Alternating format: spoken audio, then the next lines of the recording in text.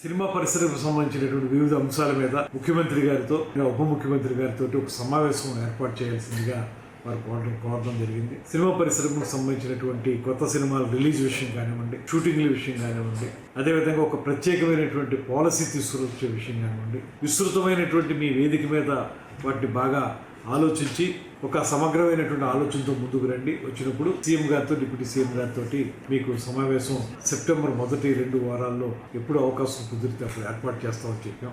ఇప్పటికే ముఖ్యమంత్రి గారు నంది అవార్డుల విషయంలో కానీ, నంది నాటకోత్సవాల విషయంలో కానీ ఒక స్పష్టమైనటువంటి వైఖరి తీసుకున్నారు. అదేవిధంగా నంది అవార్డుల విషయంలో ఉప ముఖ్యమంత్రి గారు కూడా చాలా సూచనలు చేశారు. వీటిని దృష్టిలో పెట్టుకుని ఈ సంవత్సరం కూడా నంది అవార్డుల పంపిణీ కార్యక్రమాన్ని ఏర్పాటు చేయాలనేటువంటి ఆలోచన చేస్తా ఉన్నాం. దాన్ని ఏ రకంగా చేయాలనేటువంటి దాని మీద 2-3 ప్రత్యామ్నాయాలు ఉన్నాయి. దాన్ని కూడా ఒక విస్తృతంగా ఆలోచించి ఒక నిర్ణయానికి రావడం జరుగుతుంది. దీని మీద వారిని కూడా ఆలోచించుకుని రమ్మని చెప్పాం. తెలుగు సినిమా అనేది ఇటు తెలంగాణకైనా ఇటు ఆంధ్రప్రదేశ్కైనా ఒకటే. ఎక్కడైనా ఉత్తమ చిత్రంగానే నిలబడుతుంది కనుక 2 రాష్ట్రాలు కలిసి చేయాలా లేకపోతే విడివిడిగా చేయాలనేటువంటి అంశం మీద నిర్మాతలు భిన్న అభిప్రాయాలు తెలియజేశారు.